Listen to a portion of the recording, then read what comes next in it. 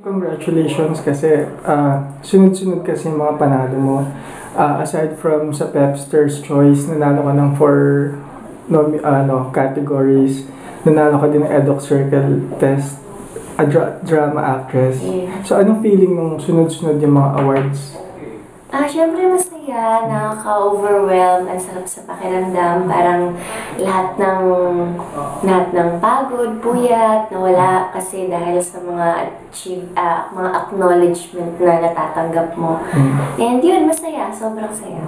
Yung sa Edux Circle, di ba, first acting award mo siya? Yes, oo. Ano yung pakiramdam nun as an actress? Kasi ilang years ka na din sa business.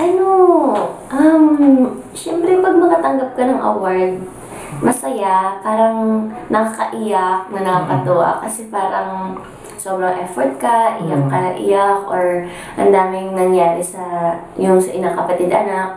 And yun, masaya kasi nakatanggap ka ng award. And yun, ang sarap sa pakiramdam. Sa Pepsters naman kasi, ang basehan ng boto ng mga fans. Yes. And we're talking about millions, not hundreds. So, ang big winner for this quarter ay ikaw. How does it feel na pagdating din sa mga fans, nangunguna ka sa kanila?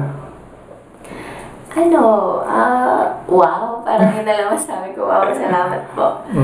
Para syempre sa mga fans, sobra ako nagpapasalamat kasi when I started showbiz, nandyan na sila eh. Parang nandyan na sila para supportan ako kahit anong ginagawa ko, pa-mall showman or sa taping, dadalaw sila. Or basta kahit sa pumunta, mayroon talagang may hawak na Kim or from mga banners nila. And sobrang kong na-appreciate yung mga ginagawa nila para sa akin. Siguro kasama sila sa journey ko dito sa showbiz industry. Kung wala sila, wala din naman ako dito.